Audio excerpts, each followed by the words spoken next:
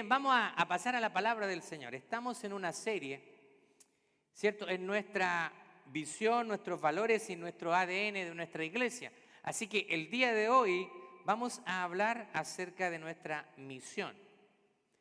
Y nuestra misión es hacer más y mejores discípulos ¿de quién? De Jesús, correcto. Esa es nuestra misión, mission statement. Y el título de hoy lleva, por supuesto, más y mejores discípulos de Jesús. Así que vamos a estar leyendo Mateo capítulo 28, versos 16 al 20. Por favor, póngase en pie, vamos a leerlo juntos.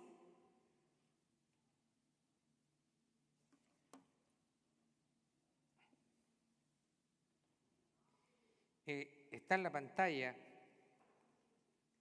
si usted no trajo Biblia. Bien, vamos a darle lectura entonces a la palabra del Señor en el nombre de nuestro Señor Jesucristo y bajo la bendición del Padre, Hijo y Espíritu Santo. Dice, pero los 11 discípulos se fueron a Galilea, al monte que Jesús les había señalado. Y cuando lo vieron, lo adoraron, pero algunos dudaban. Mire, ya teníamos ahí, tenían a Jesús en persona y ya había personas que dudaban de él. ¿Cuánto más ahora la gente duda si dice yo no veo a Dios? Pero ahí estaba Jesús en medio de ellos y aún así tenían duda. Versículo 18, Jesús se acercó y les dijo, toda autoridad me ha sido dada en el cielo y en la tierra. ¡Wow! Por tanto, vayan y hagan discípulos en todas las naciones, bautícelos en el nombre del Padre y del Hijo y del Espíritu Santo, enseñándoles a cumplir todas las cosas que les he mandado. Y yo estaré con ustedes todos los días hasta el fin del mundo. Amén. ¿Cuántas veces dijo el Señor que iba a estar con nosotros? Todos los días hasta el fin del mundo. Tome asiento, por favor. Esto es lo que nosotros conocemos como la Gran Comisión. La Gran Comisión, en otras palabras, es el gran mandato que dio Jesús. ¿A quiénes? A su iglesia. A cada uno de nosotros el Señor nos manda a hacer discípulos. Esto es un mandato para cada creyente. ¿Sabe que hay una palabra aquí? Muchas veces cuando nosotros traducimos de un idioma a otro, a veces perdimos el sentido que tiene en el idioma original. Nos pasa en el inglés constantemente. Hay palabras que no se traducen del inglés al español, nos complicamos y viceversa. Por ejemplo, en español hay una palabra que no podemos traducir en inglés, hacer sobremesa. ¿Cierto? Que le llamamos cuando después de comer nos quedamos en la mesa conversando, pero en inglés no existe una palabra que pueda definir eso. También, por ejemplo, en el inglés tenemos break a leg, québrate una pierna. Y cuando nosotros traducimos eso, no podemos decir québrate una pierna, porque no tendría sentido para nosotros. Pero si lo traducimos, la idea sería buena suerte. Así que hay palabras que nosotros no podemos traducir literalmente porque no harían sentido. Ahora, cuando los traductores bíblicos trataron de traducir la Biblia, ellos toman decisiones. Toman decisiones de tratar de utilizar la palabra que más se allegue a la idea del texto original. Pero aquí, en esta traducción, muchas veces perdimos una esencia muy rica del idioma original cuando dice, por tanto, vayan y hagan discípulos a todas las naciones. De partida, hacer discípulos es, en el idioma original, es solamente una palabra. Hacer discípulos lo traducimos en dos palabras en español, pero en el idioma original, que es el griego, se traduce, es una sola palabra. Sería como discipulen. Y la palabra que se traduce como naciones es la palabra etnos, de donde proviene la palabra etnicidad. Entonces, la gran comisión de Jesús va más allá de ir a las naciones, porque uno cuando piensa en naciones dice un país, pero la gran comisión profundiza mucho más que un país, porque por ejemplo acá en los Estados Unidos hay muchas etnicidades, personas provenientes de diferentes etnias, ¿cierto? Habemos chilenos, peruanos, provenientes de Dominicana, Honduras, Puerto Rico, etcétera, México. Así que eso se llaman etnicidades. Y también,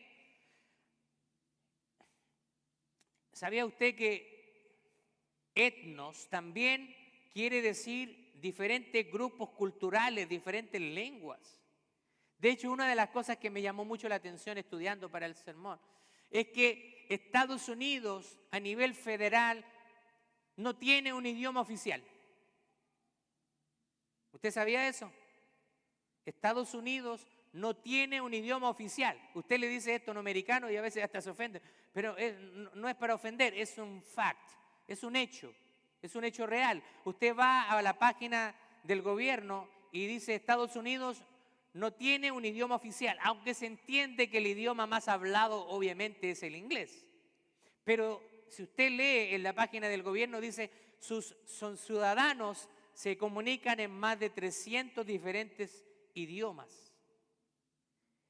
Esto es increíble, pero los fundadores de esta nación valoraban tanto la diversidad y la libertad que no establecieron un idioma oficial en el país, aunque algunos estados establecen el inglés como idioma oficial del estado, pero me refiero a nivel federal, no existe un idioma oficial. La nación no declara un idioma oficial. Bastante, ¿cierto? Interesante esto.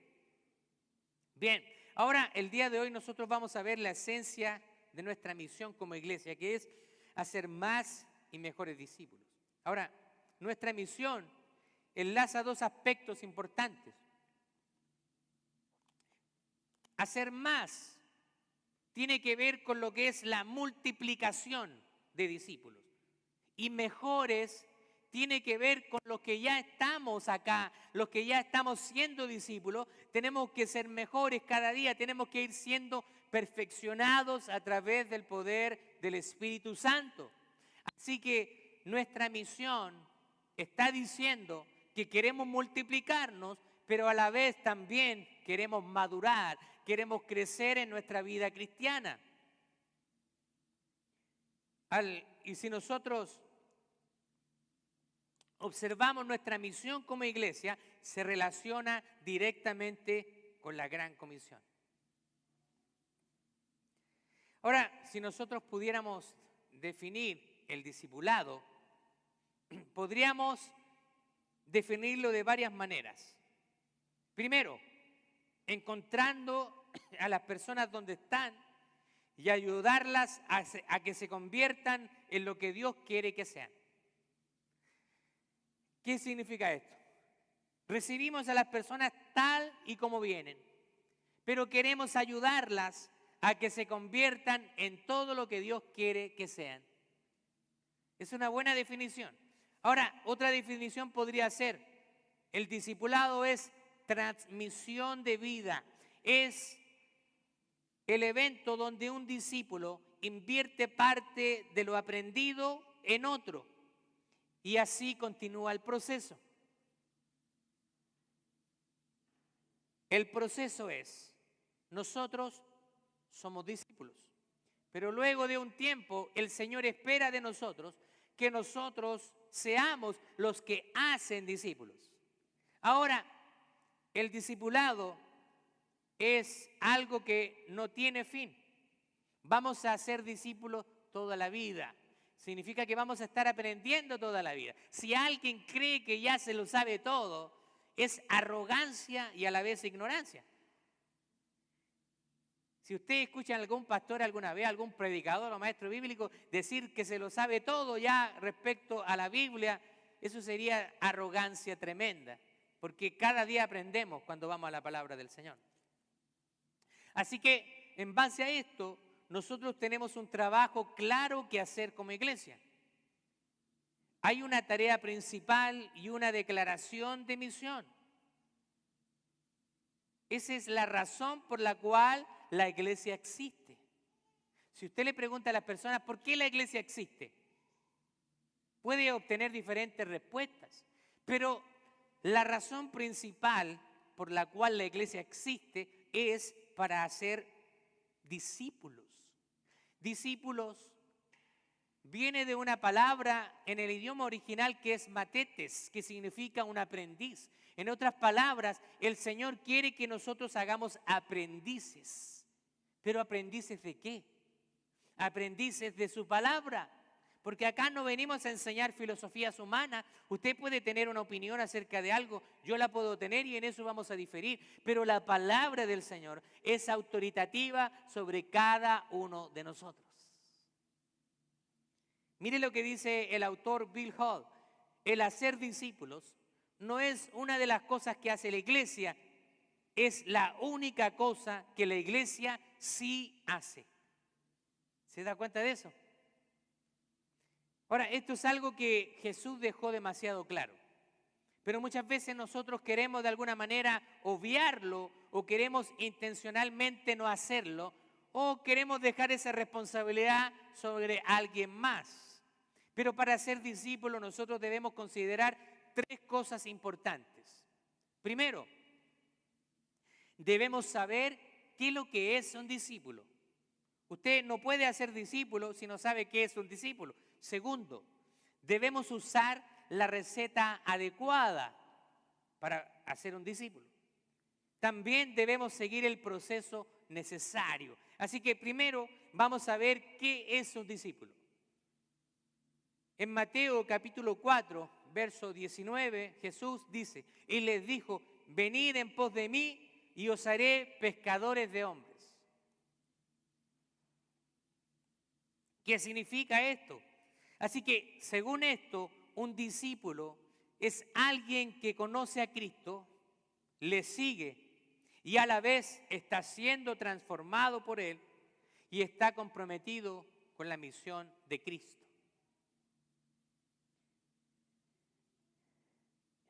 La persona es un discípulo, pero a la vez se compromete a hacer más discípulos. Nosotros tenemos que entender que las cosas en las cuales tenemos que enfocarnos y en las cosas que tenemos que hacer es lo que para el Señor es importante.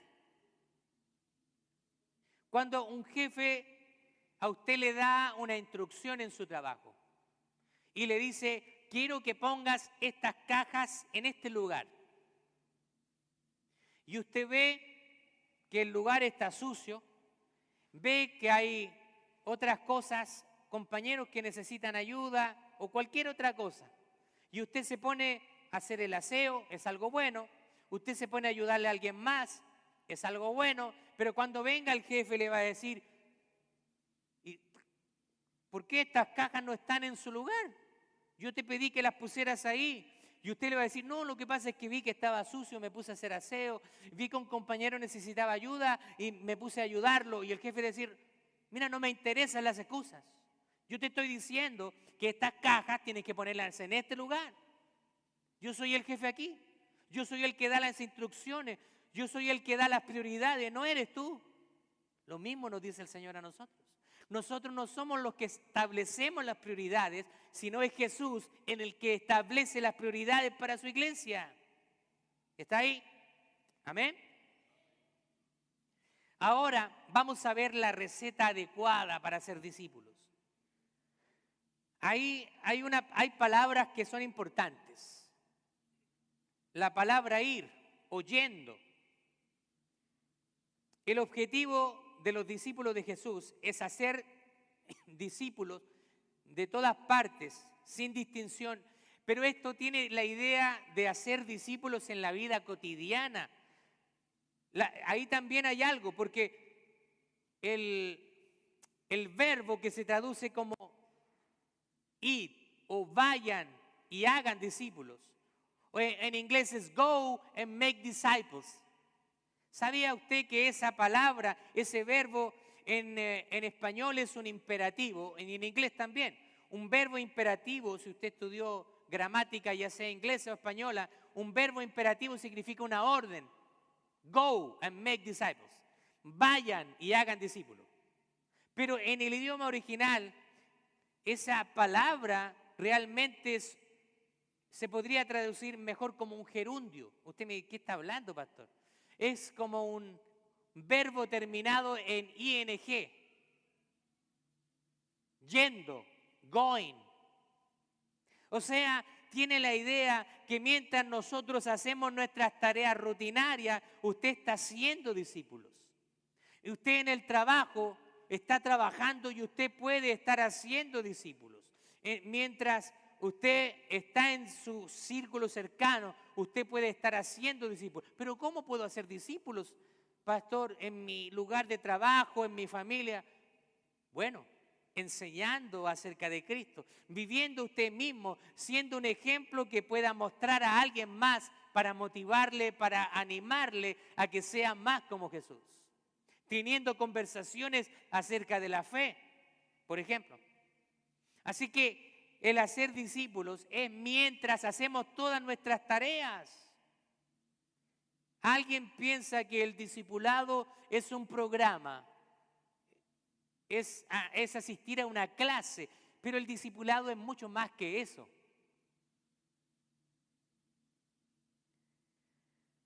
La palabra que se usa en el idioma original es poreumai, ahí está. Es un poquito complicada de traducir, es griego eso. Se traduce también literalmente, habiendo ido en camino o mientras van por el camino. Así que eso da la idea de que nosotros hacemos discípulos en todo aspecto o en toda área de nuestra vida.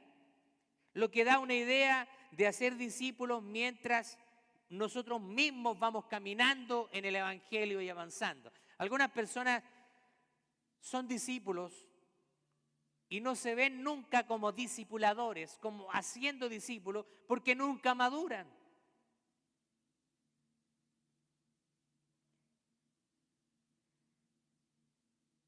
El discipulado no es un evento, no es un programa, es un estilo de vida. Ahora también dice vayan, oyendo, bautizando. ¿Qué significa el bautismo? Identificándose con Cristo. Es la manifestación exterior de una realidad interior.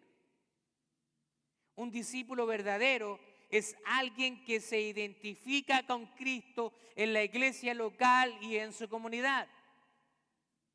No es alguien que esconde su condición por temor a ser rechazado. No son cristianos de la secreta, sino son cristianos que no tienen temor a decir que son seguidores de Cristo. Pero yo entiendo que algunos prefieren ser cristianos de la secreta porque tienen una doble vida. En la iglesia vienen y tienen un comportamiento. Usted ve los vitrales que tenemos acá, todos tienen una aureola que indica santidad. Entonces a veces nosotros parecemos ese tipo de personas. Venimos a la iglesia con un comportamiento y la aureola ya nos brilla y parecemos santos aquí en la iglesia, pero ¿cómo es tu comportamiento fuera de la iglesia? ¿Cómo tratas a tu esposa, a tus hijos, a tus compañeros de trabajo? ¿Qué tan honesto eres con tus declaraciones de impuestos? Etcétera. Podríamos nombrar muchas áreas de la vida.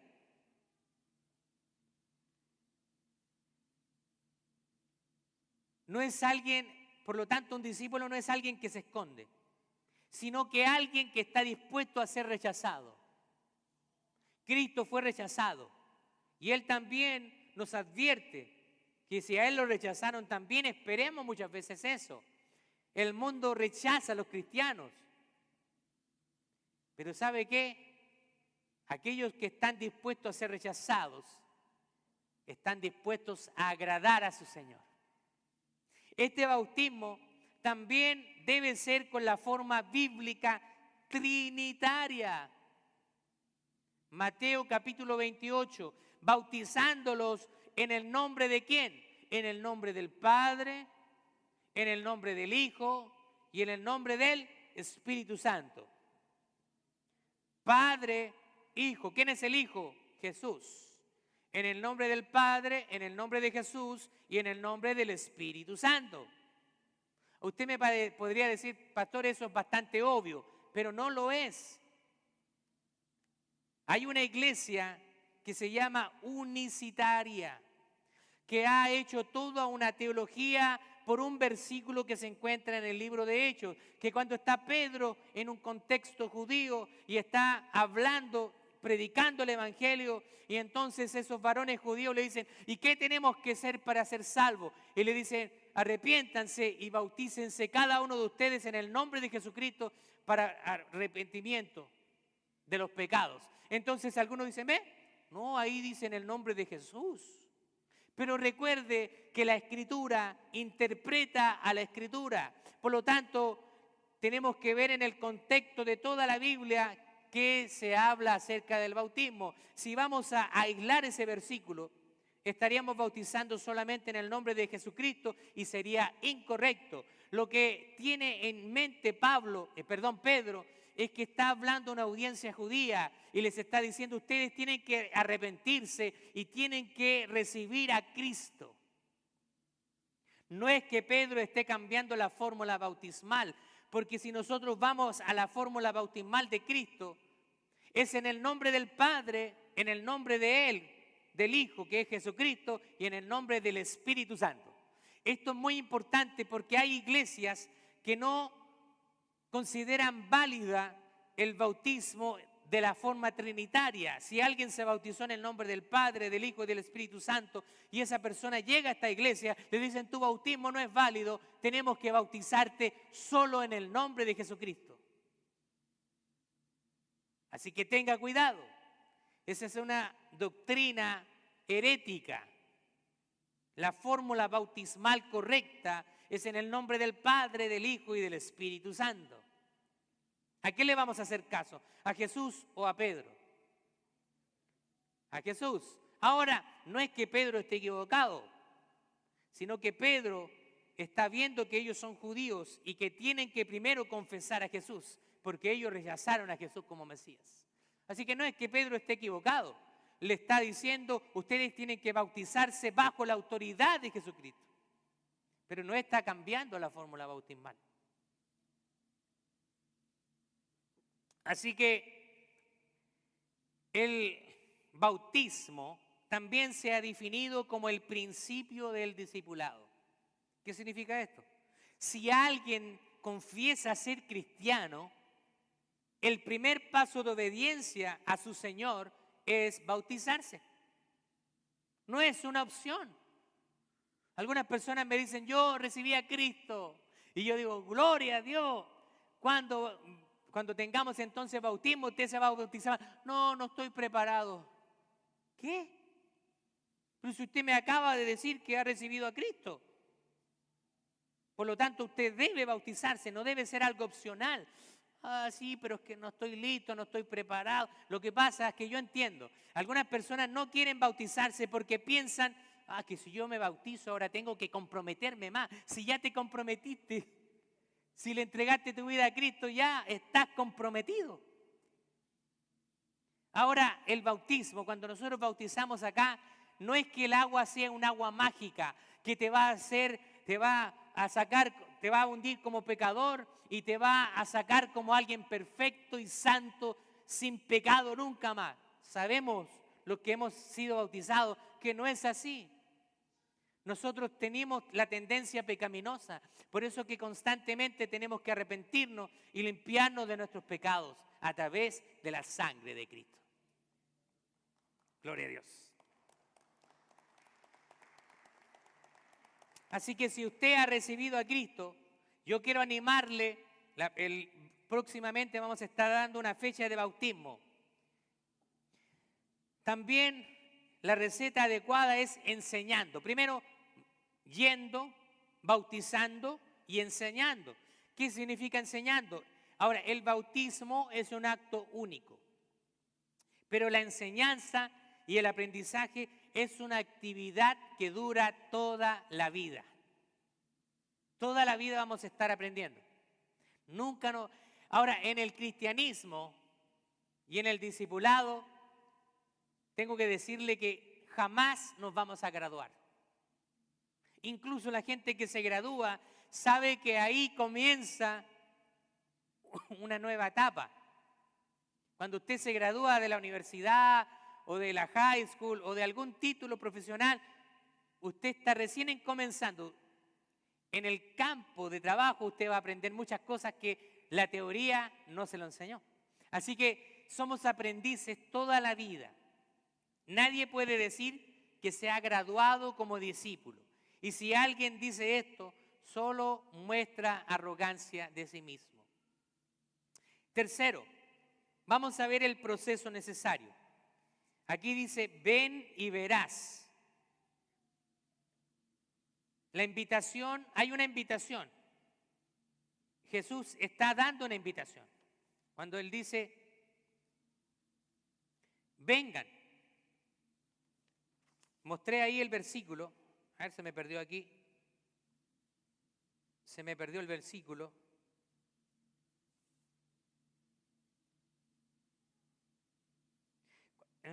Cuando le dice a Pedro, ven, sígueme y les voy a hacer pescadores de hombres.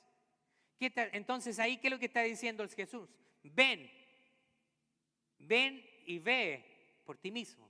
Comprueba, o sea, hay una invitación a los no convertidos. Nosotros tenemos que invitar a la gente en conversa, a la gente que no conoce a Jesús, invitarlas para que puedan degustar. Segundo, dice, ven y síguenos. O sea, hay una invitación a crecer. Hay metas para los miembros. O mejor dicho, hay metas para cualquier cristiano. Nosotros acá en la iglesia tenemos un proceso de membresía. Y obviamente que para los miembros hay ciertas expectativas. Y algunas personas pueden pensar de esta manera, yo no me hago miembro porque si me hago miembro voy a tener más responsabilidades. Déjeme decirle que usted sea miembro o no, las expectativas de Jesús para usted son exactamente las mismas. Simplemente lo que nosotros hemos hecho como iglesia es tomar esas metas que la Biblia habla y ponerlas en el papel. Pero esas metas se esperan para cualquier cristiano, no solo para los miembros de Stintao, sino también para la gente que asiste regularmente. Aunque usted no se quiera hacer miembro, eso no lo exime de la responsabilidad de crecer y de rendirle cuentas al Señor.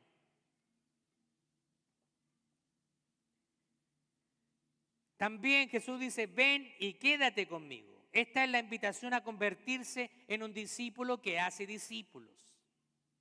Ahora, hay personas que muchas veces están demasiado ocupadas para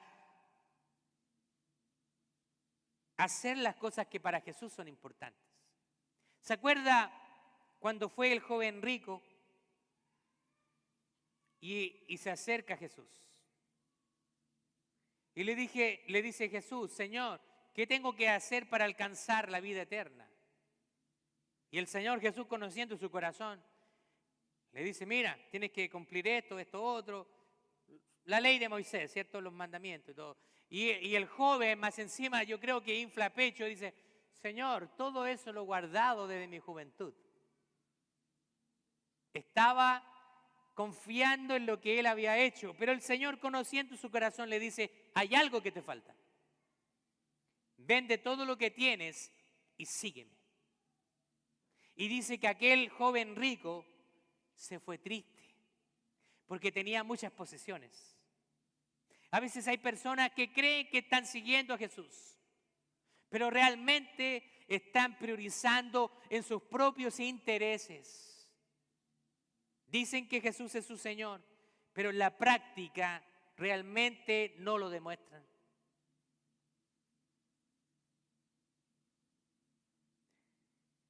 Esto también involucra la próxima generación. Nosotros, al hacer discípulos, también estamos pensando en la próxima generación.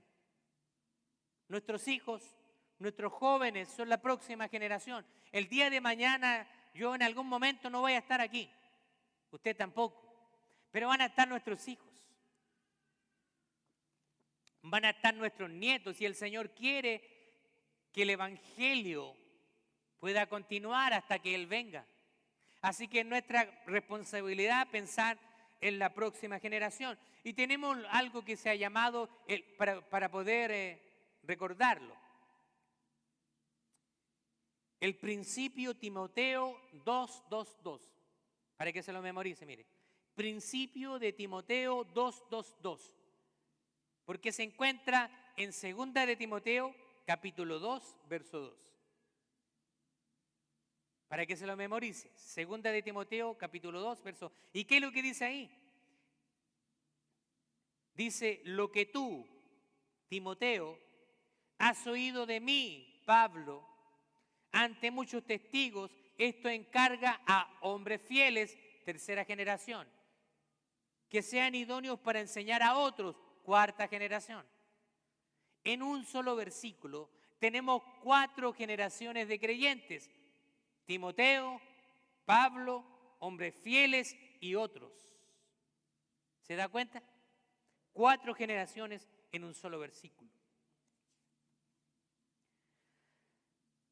También el Señor dice, permanece en mí. Tenemos que permanecer. La palabra del Señor, Juan capítulo 15, dice, un discípulo es una persona conectada con Jesús. Jesús es la vid y nosotros somos los pámpanos. Jesús dice, yo soy la vid y ustedes son los pámpanos. Si permanecéis en mí, llevaréis mucho fruto, porque lejos de mí nada podéis hacer. No, yo no necesito de Dios, no necesito de Cristo. Yo me las puedo arreglar solos. He visto personas diciendo eso. En medio de la enfermedad, en medio de las dificultades, empiezan a clamar a Dios y se acercan a Dios. Eso es naturaleza humana. Lamentablemente somos así. Buscamos a Dios cuando estamos en problemas. Pero aún así, aún con eso, Dios nos extiende la mano y tiene misericordia de nosotros. Ahora, permanecer en mí significa que aunque Jesús se fue físicamente, Él nos dejó el Espíritu Santo y nos dejó la responsabilidad. Hechos capítulo 1, verso 8 dice, y recibiréis poder cuando haya venido sobre ustedes el Espíritu Santo y me seréis testigos en Jerusalén, en Samaria, en Judea y hasta lo último de la tierra. Así que somos llamados a ser testigos de Jesús. Ahora, vamos a ver la realidad. Ahora, si nosotros vemos las Fuerzas Armadas, tenemos 2 tipos de soldados. El soldado raso y un general, que tienen diferentes rangos, ¿cierto? Rangos, les ponen acá los rangos. Una persona que recién entra en el ejército es un soldado raso y tiene que respetar a los generales que tienen más autoridad. Ambos, tanto el soldado raso como el capitán, están en el ejército, pero la diferencia es cuánta formación se ha recibido y adoptado. O sea, cuando una persona va recibiendo más formación, más entrenamiento, se le otorga un rango mayor. No solamente avanzas por el tiempo, porque también puedes avanzar por el tiempo. Cuando hay soldados que llevan años, el tiempo también les otorga a veces rango diferente, pero también está la posibilidad de subir de rango si esa persona se entrena y se capacita. Ahora, si usted ha confiado en Cristo, usted es un discípulo. Y la voluntad de Dios es que usted también avance en rango. Así como los militares van avanzando en rango, se van entrenando, también nosotros como discípulos somos llamados a entrenarnos. Somos llamados a avanzar en rango. Usted no puede ser un soldado raso toda la vida. Usted en algún momento tiene que obtener un diferente rango. Y esto nos está desafiando a crecer. a crecer. Usted no puede ser el mismo inmaduro o inmadura de 5 años atrás. Algo tiene que haber aprendido en la vida. No puede seguir siendo el mismo orgulloso, orgullosa, terco, terca, rebelde que hace 10 años atrás. Usted tiene que ir creciendo en la vida. Quizá en algún momento éramos más tercos para aprender, pero la vida nos tiene que ir enseñando, tenemos que ir cambiando. Algunas personas dicen, no, yo nací así. Así nací y así me quedaré, decía una canción. Y otra canción que decía, palo que nace encorvado nunca jamás se endereza. Pero en la vida cristiana esos principios no aplican. Porque si usted es rebelde, Dios quiere hacerlo humilde. Si usted es terco, Dios quiere hacerlo de un carácter apacible. Porque Él quiere que la imagen de Él sea transformado en su propia vida. Así que si alguien de nosotros dice eso, es mejor quédese callado porque sería algo vergonzoso.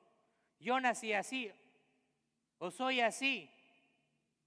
Quiere decir que parece que Cristo no ha hecho nada en tu vida, entonces no está siendo transformado.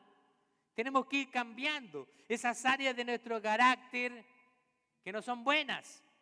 Y todos tenemos áreas en nuestro carácter que no son buenas, ¿sí o no?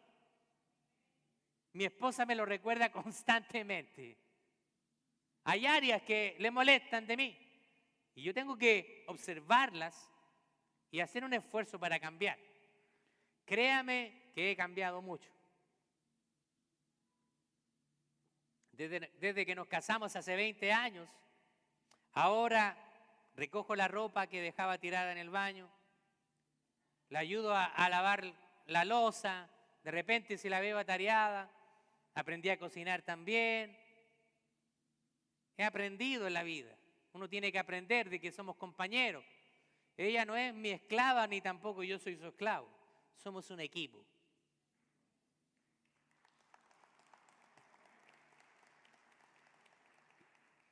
Déjeme concluir ya. Primero, Jesús dijo, sígueme. Ahora la pregunta que yo le hago a usted, ¿es usted un seguidor de Cristo? ¿Has comenzado a caminar con Él? Para comenzar el caminar con Él, el primer paso es obedecerle.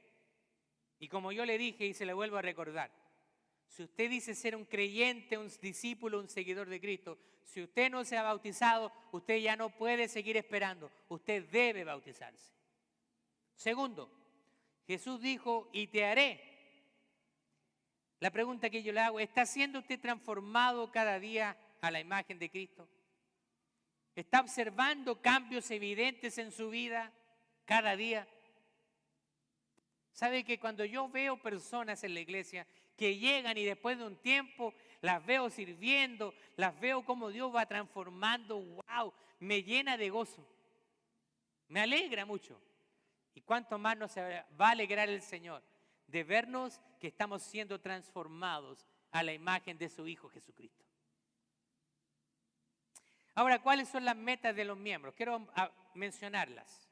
Esas son las metas de los miembros. Perdón.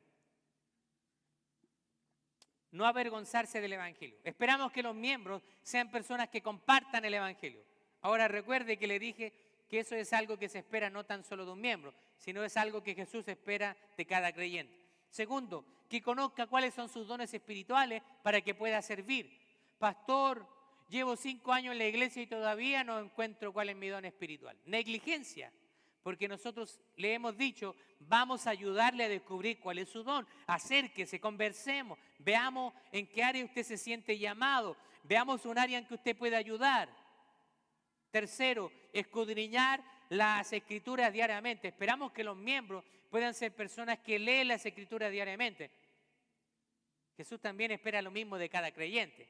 Cuarto, ser una comunidad centrada en Cristo. También, quinto, apoyar a través de una buena mayordomía.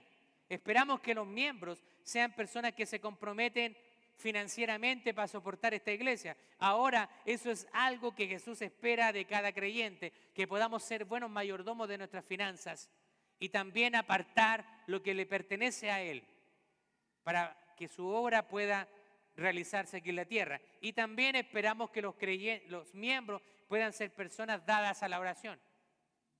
Como usted puede ver, todas esas metas es metas que se esperan para cualquier creyente. Así que no tan solo para un miembro de Steamtown. Si usted es creyente, Jesús espera esto de usted. Tercero, Jesús dijo, y les haré pescadores de hombres. La pregunta que yo le hago, ¿está usted comprometido con la misión de Jesús? ¿Está usted haciendo discípulos? ¿Está usted invirtiendo su tiempo en alguien más? Quiero terminar con una ilustración. Yo sé que algunos ya han escuchado esta ilustración, pero sé que hay muchos aquí que no la han escuchado. Hay una familia que tenía a un invitado especial a su casa. Entonces la dueña de casa pone un pollo en el horno y va a preparar un exquisito pollo asado para recibir a esa visita. Entonces pone el pollo asado, prende el horno, pero la dueña de casa se acuerda de que hay ciertas cosas que le faltaban para la comida. Entonces llama a sus hijos y les dice, tengo que salir a comprar al supermercado, pero quiero encargarles que si yo no llego de aquí a 40 minutos, ustedes apaguen el pollo, apaguen el horno. Así que los hijos de esa dueña de casa le dicen, ok, entonces la dueña de casa se va al supermercado. Y mientras está en el supermercado se arma una filota, una fila grande. Así que imagínense, esa dueña de casa que tenía que comprar cosas ahora tiene que esperar una larga fila para pagar esas cosas que le faltaban para llevar a la casa. Entonces, ¿en qué creo que usted está pensando? ¿En qué está pensando esa dueña de casa? En el pollo. Sale del supermercado, paga, va con las cosas que compró y va pensando el pollo, el pollo, el pollo, el pollo. Ahora le queda una cuadra de su casa y si ya siente el olor a quemado, ahí ya se preocupa, ¿no? Se le quemó el pollo.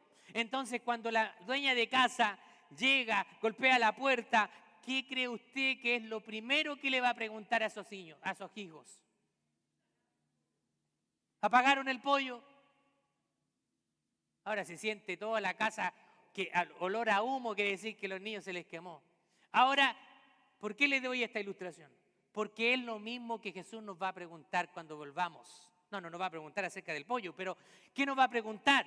Cuando Él nos dijo, cuando Él estaba ascendiendo, vayan y hagan discípulos a todas las naciones. Y entonces Jesús dice que fue ascendido y una nube se lo llevó. Entonces cuando Jesús vuelva, lo primero que nos va a preguntar es, ¿hicieron discípulos?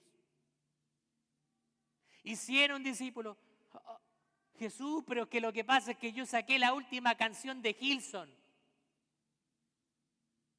Jesús, yo siempre estaba ahí en la cafetería, yo le entregaba la tarjetita a la gente nueva, estaban las letras en el sonido, yo estaba tocando el piano y Jesús nos va a decir, mira, no, si yo no te digo que eso no sea importante. Son cosas importantes y parte del ministerio, por supuesto que sí, pero no perdamos lo esencial. Lo esencial es hacer discípulos. Y esto es algo para cada uno de nosotros. Esta semana conversábamos con los pastores. Les voy a contar una infidencia. Conversábamos con los pastores y decíamos, ¿qué tenemos que hacer